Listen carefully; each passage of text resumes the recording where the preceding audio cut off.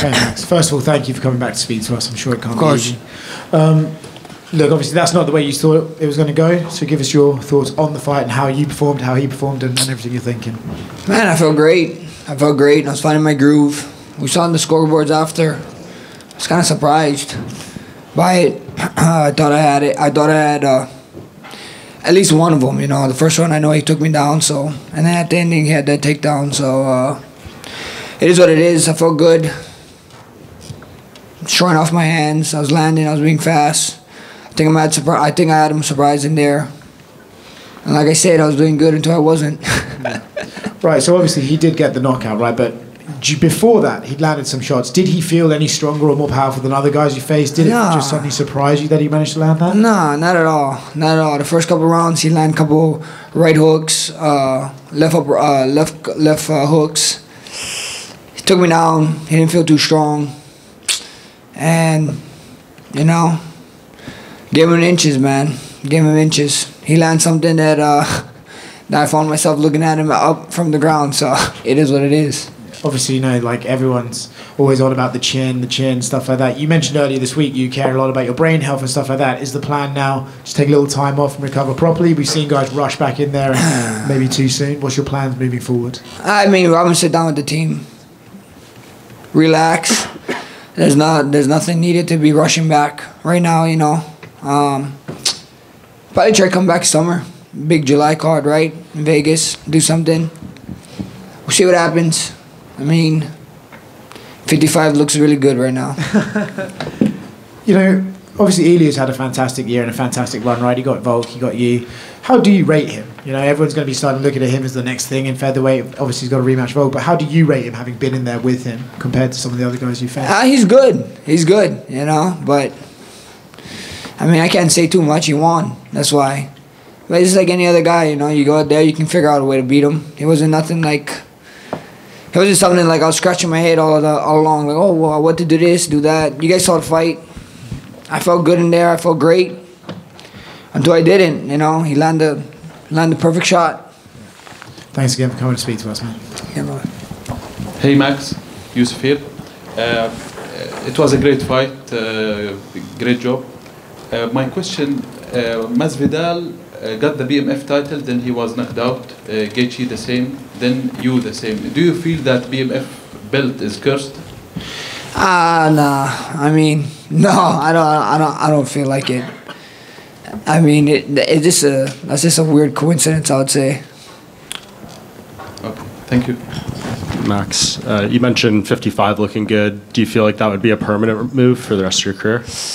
I'm going to sit down with my team. We see, you know, like I said, I had the best 45 cut here, but, I mean, what else was there to do? You know, I had a couple of times to reclaim it.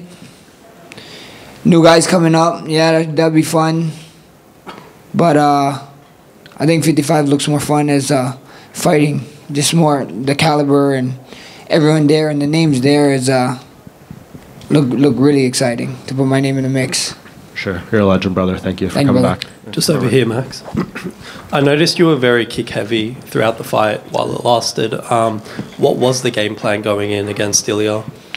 Just mixing it up. That's it, you know. He kicked. We know he liked kicking. I kicked him.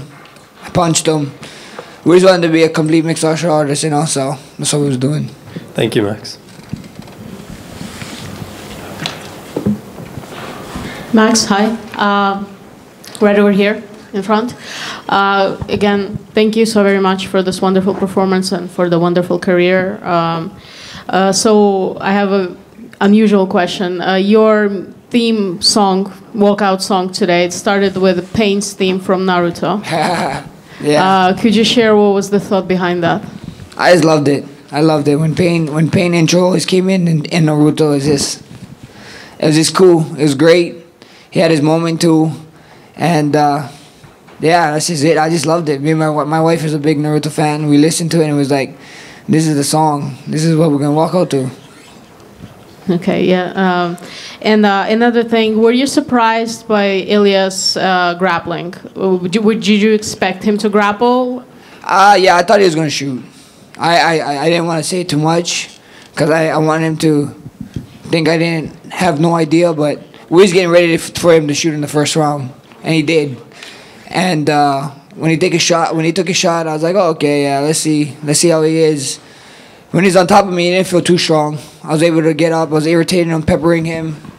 I was able to stand back up, and then I think he just was trying to use it as a, look, I can take you down and try to box, but I think him not being able to hold me down kind of frustrated him.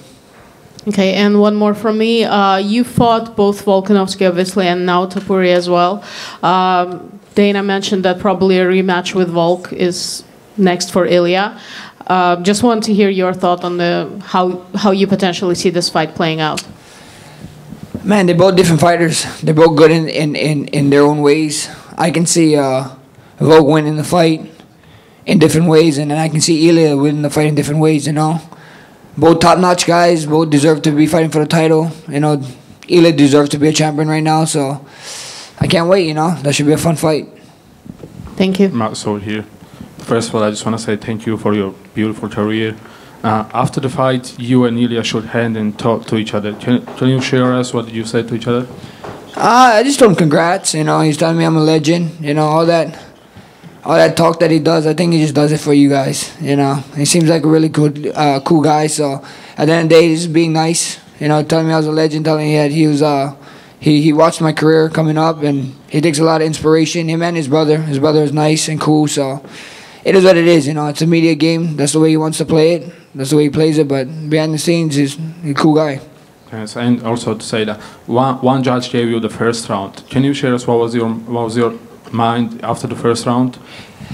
I felt good, man. I felt good in there. I was landing shots. I was feeling good. I thought we had the second round too. You know, I know he landed some big shots, but I was a little bit more busy. I was landing my shots. But you never know. You know, you can't. You know, like the great Burt Watson said, never leave that shit in the judges. They'll make you cry. And it didn't have to even go that there. You know, he landed the perfect shot, and you know, kudos to him. And one last question from me. You mentioned 155 many times. Should we expect more of your fights in the 155 after that? Yeah, you know, I'm going to sit down with my team, like I said, and talk to them. And 55 is looking good, man. Like I said, I had to give up ramen for this camp. I want to get back on that ramen diet, man. Thank you. Sorry, Max, just one more. Yeah, I know you had good praise for Ilya there. Dana was in here. He said you are still the BMF champion, but Ilya's strutting around backstage with the UFC belt on one shoulder and his BMF one on the other. Just your thought on that? I mean, it is what it is. It is. It wasn't, could you imagine Islam walking around with 2 belts after knocking out Volk? Let that sink in, you know? The belt was in a different weight class for a different reason. I think the fans make it happen.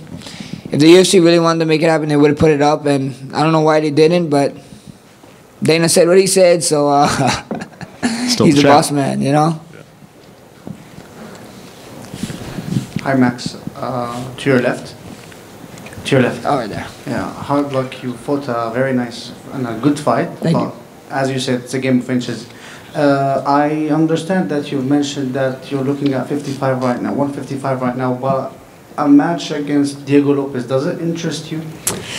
See what happens, you know? Never say never. It only interests me if I can get right back to the title shot. It would make no sense to take out another contender, and then I gotta go fight another contender, and fight another contender, and then get to fight Topuria or Volk, whoever wins, you know? So, I mean, we see what happens, you know? If I had to put my UFC cap on, Topuria's not turning around in Feb. I guarantee they make Volk and Diego fight for an interim title, and then maybe later in the year they'd fight. So I think Lopez is already taken. Can I have a suggestion, please? I hope it's not Dustin Poirier's last fight, but I think if you can be his last fight and get one back, it would be sad, but at the same time, you know, a win for you. Hey, that'd be nice. The Diamond, sign me up, bro. I love that guy.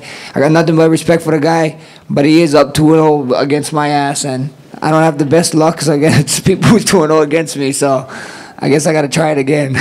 I mean, he doesn't have a UFC belt, so the BMF can be something tempting for him. Hey, I like the way you think, bro. UFC needs to hire your ass. Thank you, man. Да, приветствую, Макс. Вот в случае твоей победы сегодня ты ты потенциально мог бы сразиться с Исламом Махачевым. Вот интересно услышать твое мнение по поводу теперь потенциального боя между Ильей Тапури и Исламом Махачевым. Had you won tonight, there was a potential that you might have been going up and fighting Islam Makhachev for a championship. What do you think now that Ilya won tonight? Do you think that makes sense for him to fight Makhachev? I mean, I don't know. You know, I saw Dana White talk about it. Dana White said that Ilya got a lot of contenders here, so we see what happens. You know, I think so.